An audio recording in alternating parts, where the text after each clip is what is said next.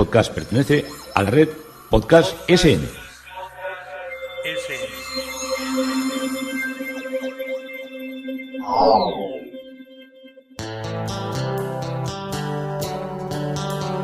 Historia con sentido. Un podcast realizado y presentado por Juan Carlos González.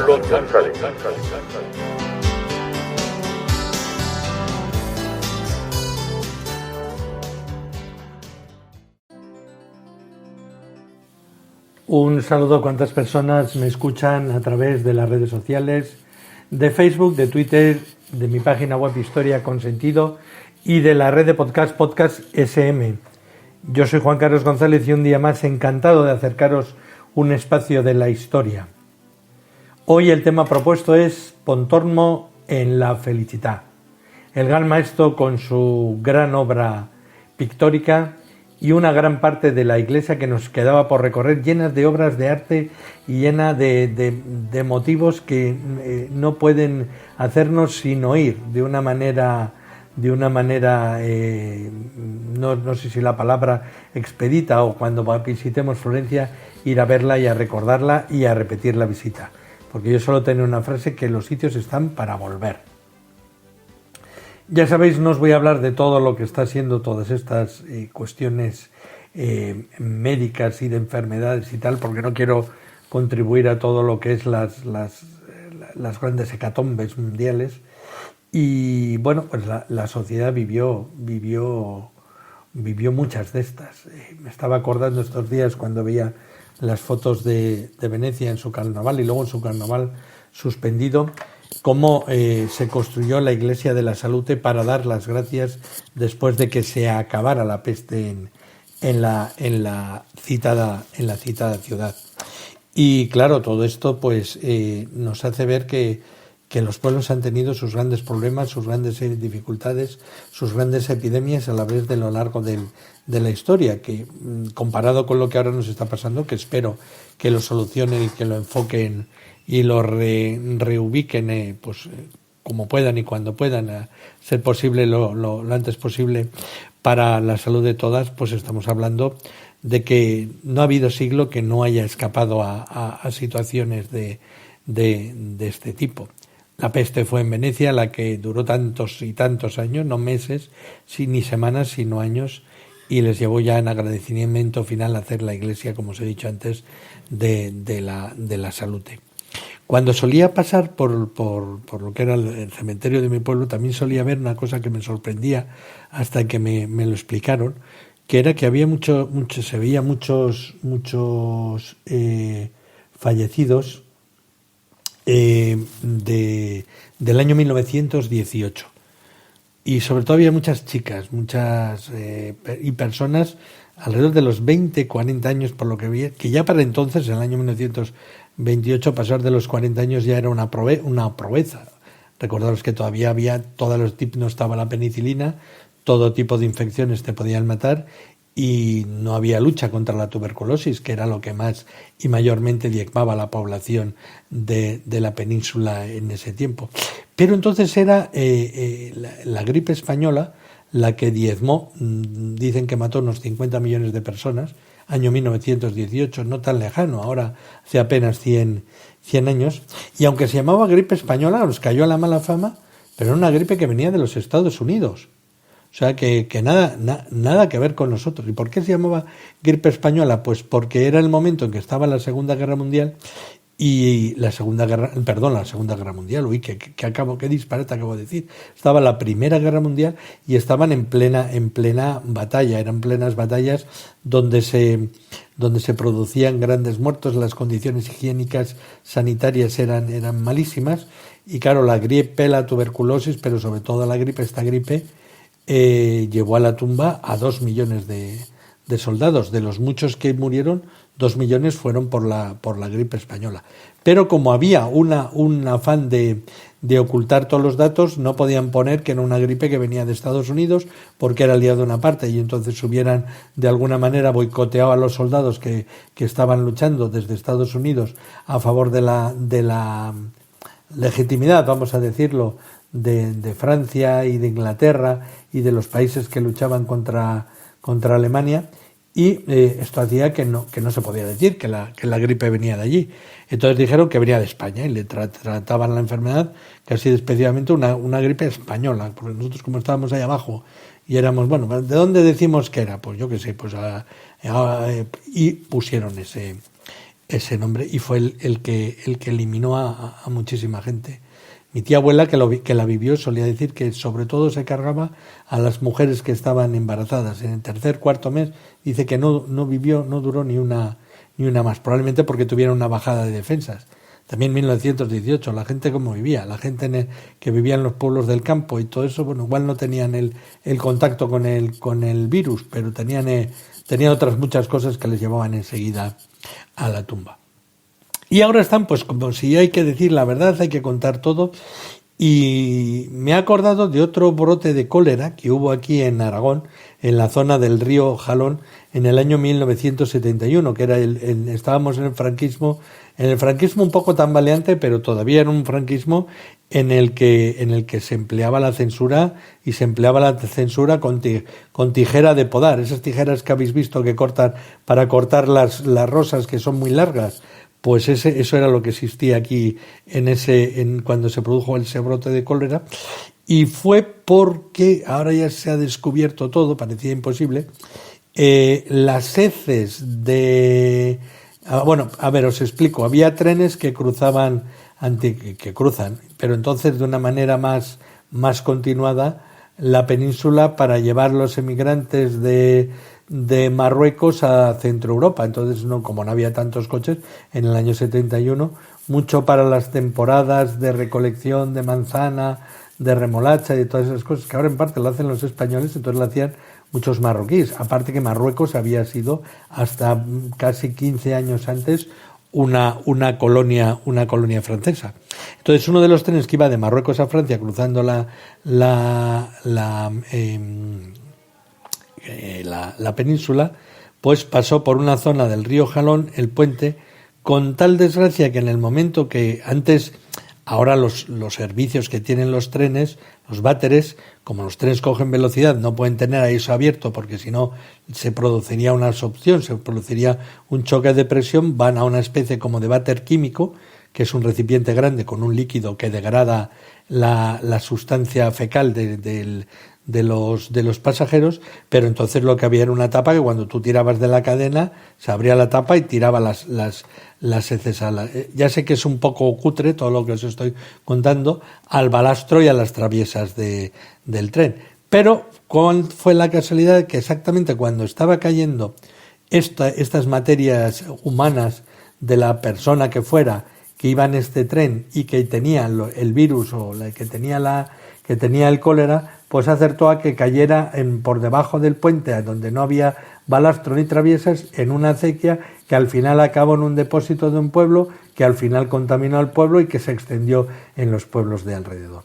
De todo esto no nos enteramos de nada.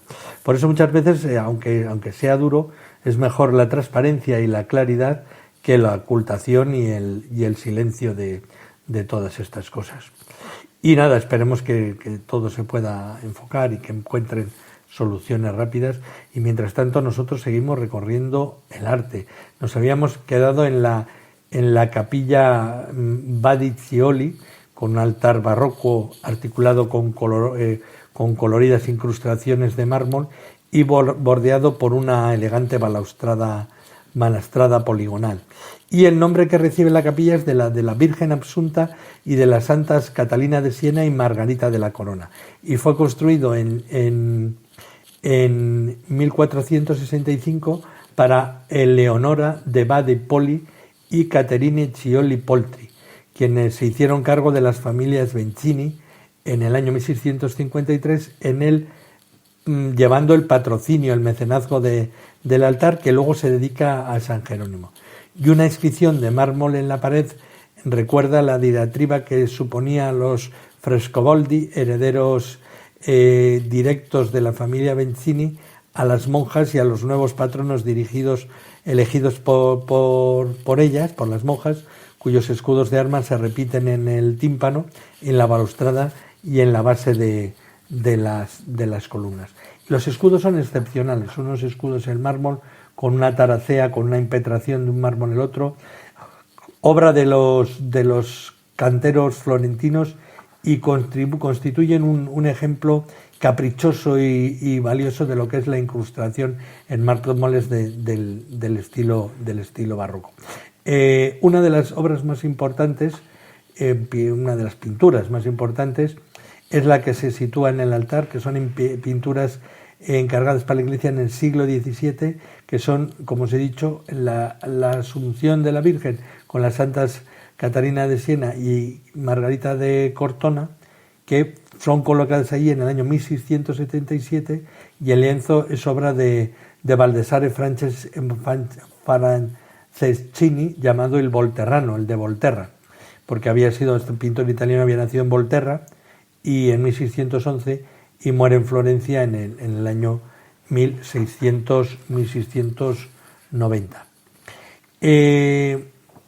Otro de los altares que se conserva es el altar dedicado a Santa Catalina y en los desposorios místicos de la Virgen.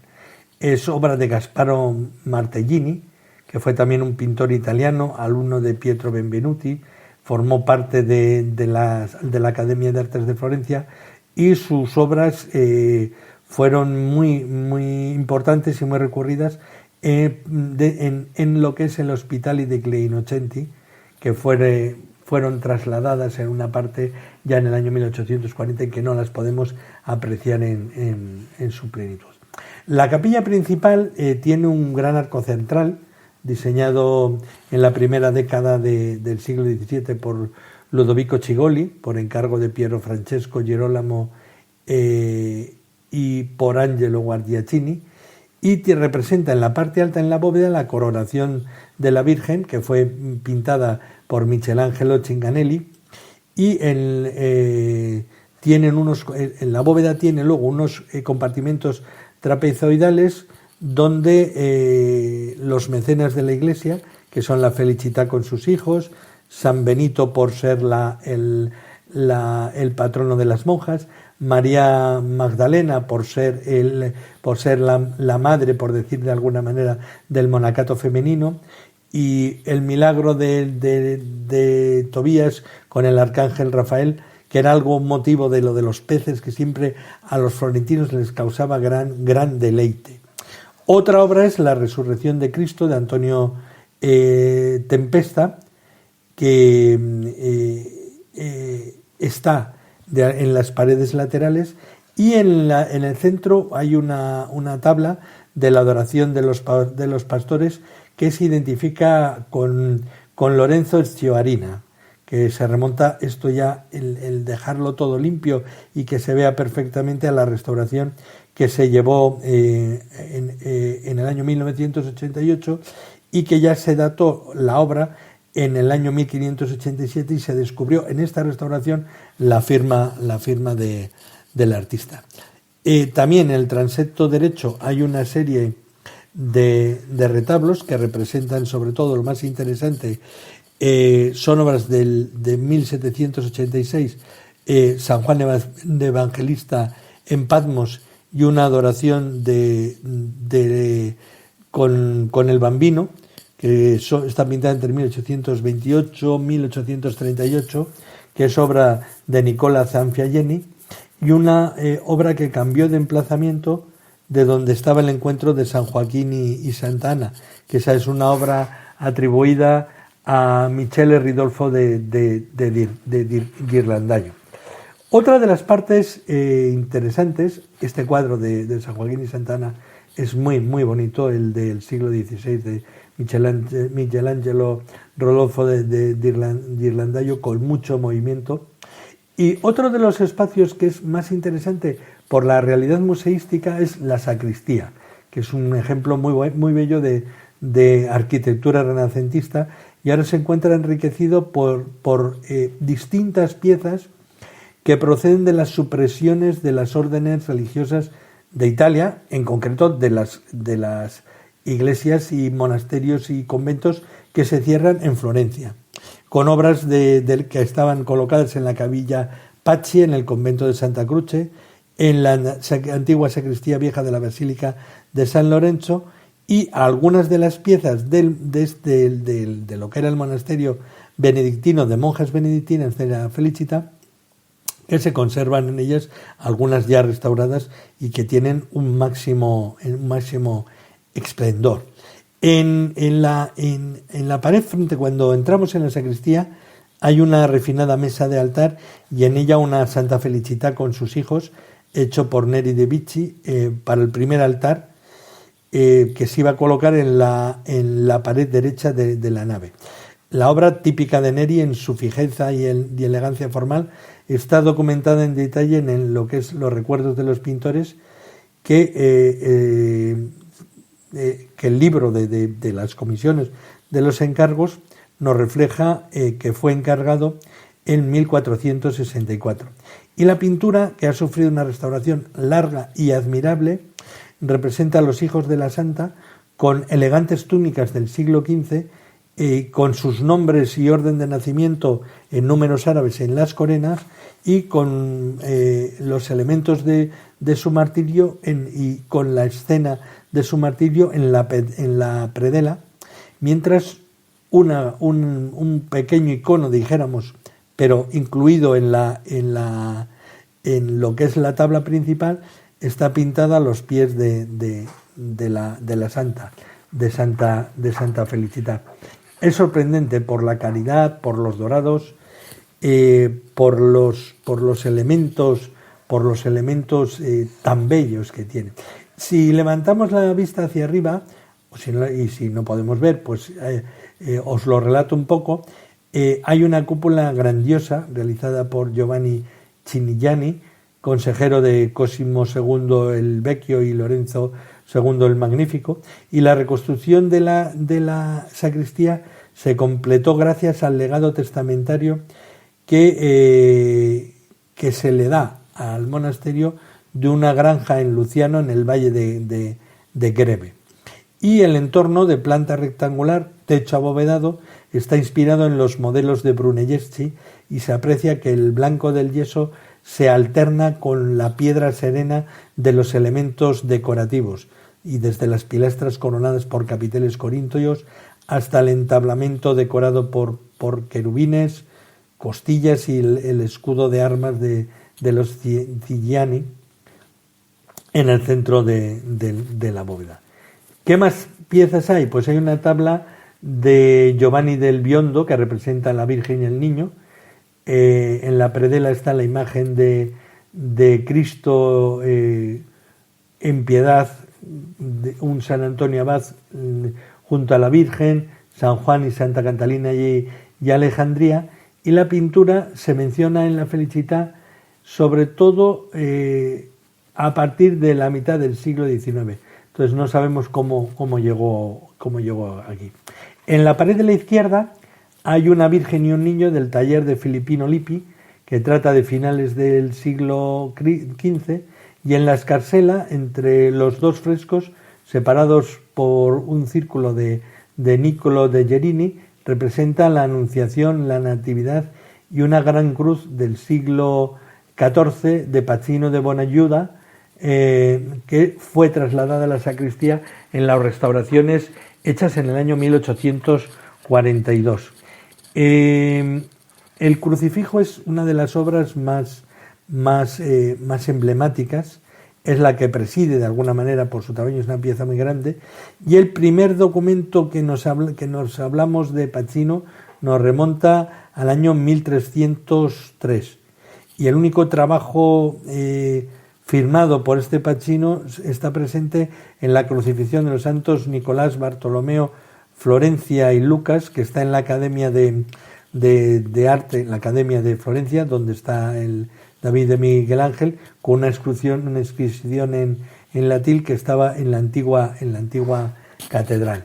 Y su pintura característica es un estilo muy arcaico y está fuertemente vinculada a los cánones de finales del siglo XIII e influenciado por las primeras obras de Giotto. Cuando estamos viendo la obra nos está pareciendo que estamos viendo un Giotto auténtico. Claro, es una obra de 1303, 1320, es una obra antiquísima. Siguiendo de las obras de la sacristía, una Pietà atribuida al maestro de la Natividad Johnson. Lo de Johnson es de la colección Johnson, que es un artista del círculo de Filippo Lippi y Alexo Baldoverini, y se lee en la obra la fecha 1470 y el nombre de la cliente Caterina Pitti, de la influyente y poderosa familia Pitti de Florencia. Quizá viniendo de la capilla Pitti, tal tabla pudo haber sido restaurada y tal vez recolocada en la sacristía. Se tiene noticias ya a finales del siglo XVII y aquí estaba colocada en el verano de 1999, cuando se hace la última reubicación de piezas. Es una pieza excepcional, juntamente con la otra pieza excepcional, que es la Madonna con el Bambino y Santos, que es de Taddeo Gaddi, del sexto decenio del siglo XV. Y aunque hay una procedencia incierta, parece ser que sí que hay grandes posibilidades de que se tratara de una pieza que estuviera siempre en este convento, aunque podía estar en alguna capilla lateral o interior, porque no aparece demasiado relatada, pero sí hay referencia constante a ella. En una encimera de la sacristía hay una Madonna con el niño. Es un alto relieve en terracota policromada de la escuela de Luca de la Robbia. Ya sabéis que aquí de Luca de la Robbia tenemos cosas, por ahí hay obras en el Museo Thyssen y hay obras en la Catedral de Sevilla, que las podéis visitar allí en las capillas laterales, están colgadas, que son de esta porcelana brillante que a mí por lo menos me llama tanto la atención. Ya os he hablado de Luca de la Robbia y de todos los de la Robbia, así que volvemos a la sacristía, a la pared de acceso, donde se encuentra encima sobre la puerta una luneta realizada por Bizzi de Lorenzo en el año 1442 y que representan los desposorios místicos de Santa Catalina junto a San Benito. Es una imagen muy tierna. San Benito contempla la escena desde un lateral. La Virgen sostiene al niño, que le está poniendo el anillo nupcial en el dedo a Santa Catalina. Y después del acceso hay una adoración de los magos de Mariotto de Cristófano, que se trata de una obra de la primera mitad del 480. También hay discutida paternidad de la obra, y ha sido restaurada y se volvió a colocar ya de un modo definitivo en el año 1985. Entre las obras de interés litúrgico y de valor artístico se encuentran un busto del Redentor, posible obra del siglo XVI de Pietro de Torrigiano, un fascistol excelente y una cruz procesional con paramento, o sea, con una tira muy bordada y muy trabajada, que también es una obra deliciosa de contemplar. Pasamos al claustro. Los arcos estaban ya amurallados en el siglo XVIII y se emplearon para proceder porque guardaban una serie de pinturas, entre otras, que se aprecian. Muchas fueron eliminadas porque les entró humedad y goteras y de todo, porque estos monasterios, o porque se dedicaban a otro uso. Muchos monasterios de estos, con la secularización, quedaron convertidos en pisos para la gente y se repartían. Y hay unas escenas que son anteriores, que nos representan el martirio de Santa Catalina de Alejandría. De ahí se accede de la sala del claustro, se accede a la sala capitular, donde hay una sugerente decoración realizada por Niccolo Prieto de Gerini, donde lo más importante es una crucifixión con muchos personajes que recuerdan, en gran parte está hecha al fresco, nos recuerdan mucho a las pinturas de Fray Angélico, con una Virgen derrumbada con un paño negro, con una Magdalena abrazándose a los pies de la cruz, con un San Juan con las manos cruzadas, con los padres de la Iglesia contemplando la escena por un lado, con los ángeles que están recogiendo la sangre de Cristo para que no se desprenda de las clavos de las manos y del costado, y luego un grupo de los santos, de las santas mujeres que acompañan a María en su momento. Una obra bellísima y que ya merece la pena de alguna manera el poderla visitar. En la pared derecha de la nave, volvemos otra vez a continuar, está Santa Felicità, que exhorta a sus hijos al martirio. Es una pintura efectuada en Roma en el año 1810 y que en el año 1824 reemplazó en el altar dedicado a Santa Felicità en el altar de Neri de Vicci, que es el que hoy está en la sacristía. También hay seguimos viendo obras de una manera rápida, un San Gregorio Magno en el Milagro de la Dalmática. Esto de San Gregorio Magno de la Dalmática es que San Pascasio, después de haber tenido por santo, permaneció 10 días en el purgatorio para redimir sus faltas de orgullo y de vanidad que tenía, pese a que había sido ejemplar en vida. Y para subir al cielo le fue devuelta la dalmática para que entrara con la dignidad de su oficio de diácono, cuya prenda es la dalmática. Otra de las obras interesantes ya del siglo XIX es el martirio de los 7 hermanos macabeos de Antonio Chiseri, que es una obra que parece casi el cartel de una película de romanos, donde se ve una especie de Partenón con columnas, con friso, y hay una serie de reyes y de emperador y de pueblo que están todos allí viendo cómo han sido martirizados los 7 hermanos, con toda la que es la historia esa dantesca. Pero lo que llama la atención es siempre la capilla Barbadori Caponi, que se encuentra inmediatamente a la derecha de entrar en la iglesia, y es lo que conlleva y lo que lleva allí más personas por la obra que se encargó a Jacopo Carucci, más conocido como Pontorno, que la decora en el año 1526. Porque hay un complejo sistema pintado que comprendía la cúpula mencionada por Vasari, pero desafortunadamente destruida en el siglo XVIII, los 4 evangelistas pintados en los tondos en las esquinas debajo de la cúpula, con la ayuda de un joven Angelo Bronzino, una Virgen Anunciada y un ángel anunciador, el arcángel Gabriel, que son frescos en la pared interior de la fachada de la iglesia, a ambos lados de la vidriera, con un descendimiento, y entre que representa eso, la deposición de Jesús. La vidriera es original, está en el Palazzo Caponi de la Robinati, y la que hay es hecha una copia. Estaba hecha por un vidriero francés de quien el mismo Giorgio Vasari fue aprendiz de joven, y debajo hay un monumento como una especie de templete, todo hecho en mármol, muy enriquecido, porque era para hacer una especie como de capilla de reliquias dedicada a San Carlo Borromeo. Jacopo Pontorno probablemente la realizó esta obra, la primera que os ve. Hay, como si dijéramos, 2 paredes pintadas, la de la Anunciación, que es esta, y la del descendimiento, por otra parte. La de la Anunciación probablemente la realizó en la fase final de las obras de Pontormo. El fresco estaba mal, hubo que hacer una restauración radical por las últimas inundaciones que hubo en Florencia en el año 1966, que anegó muchísimos sitios. Y según el relato de Vasari, el pintor mantuvo la capilla cerrada durante 3 años con una tupida cortina que nunca abrió, para poder pintar él todas las cosas y que nadie le copiara, porque ya estaba siendo un momento en que él empezaba a hacer obras muy escenográficas, podríamos decir, y que todos los que la veían se iban rápidamente a otra iglesia y le copiaban y le pirateaban la idea.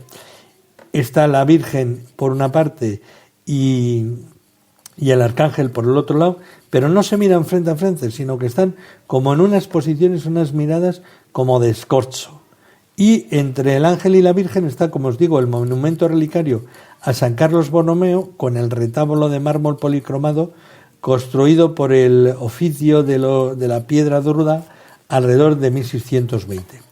Volvemos a esta capilla dedicada a la Virgen Annunziata, que es lo más impactante de la visita a la Felicità, recordando la parte de arriba que tiene uno de los apóstoles, en concreto San Mateo, que es atribuido a Angelo Broncino, y los otros tres, San Juan Bautista, San Lucas y San Mateo, obra inequívoca de la mano de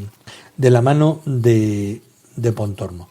Pero el culmen de la visita es la pintura de Pontormo que representa la deposición de la cruz, realizada sobre un panel de madera de álamo y enmarcada en un marco de madera dorada tallado magistralmente por Baccio de Agnolo y que adorna el altar de la capilla.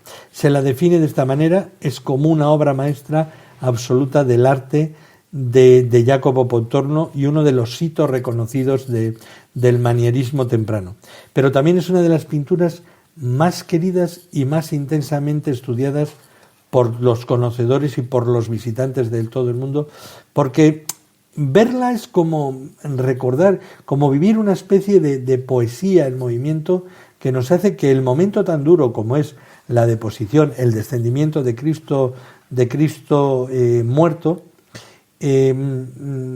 suene como de una manera musical, con una especie como de música imaginaria, que es lo que transmite el pintor a quien se acerca a su pintura. Es como si dijéramos la narración de una pintura. Se ha restaurado enteramente, te da el aspecto de una obra tridimensional, nos hace que nos quedemos absolutamente absortos. Parece que las figuras van a tomar movimiento de un momento a otro, que se van a mover, que ese cuerpo vamos a ver cómo los que están sosteniendo el cuerpo de Jesús lo van a bajar al suelo, cómo la Virgen está a punto de desplomarse en un gesto de dolor terrible contemplando la escena.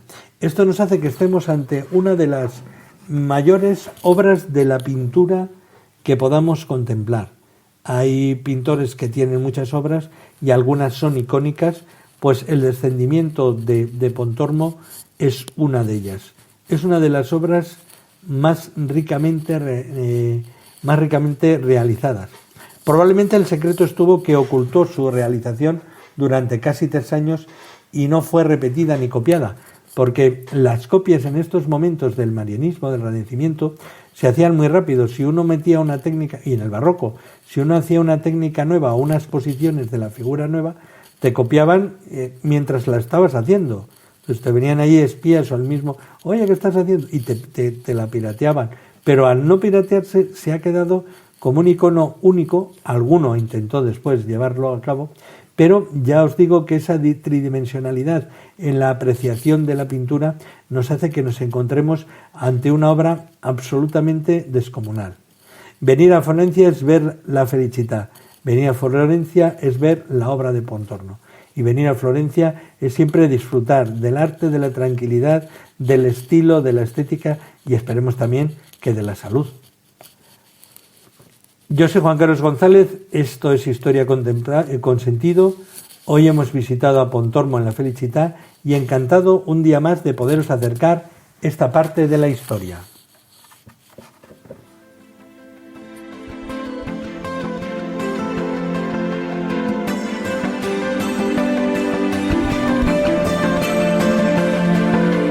Hasta aquí un episodio más de Historia con Sentido. El podcast que te habla de historias de la historia, sucesos, eventos, como si el ayer fuera hoy. Síguenos a través de iTunes, Spreaker o iVoox. Contacta con nosotros por correo electrónico escribiendo a podcast@historiaconsentido.com. Nuestra web www.historiaconsentido.com. Y en Twitter nos encontrarás como @historiasentido. Este podcast pertenece a la red Podcast SMM.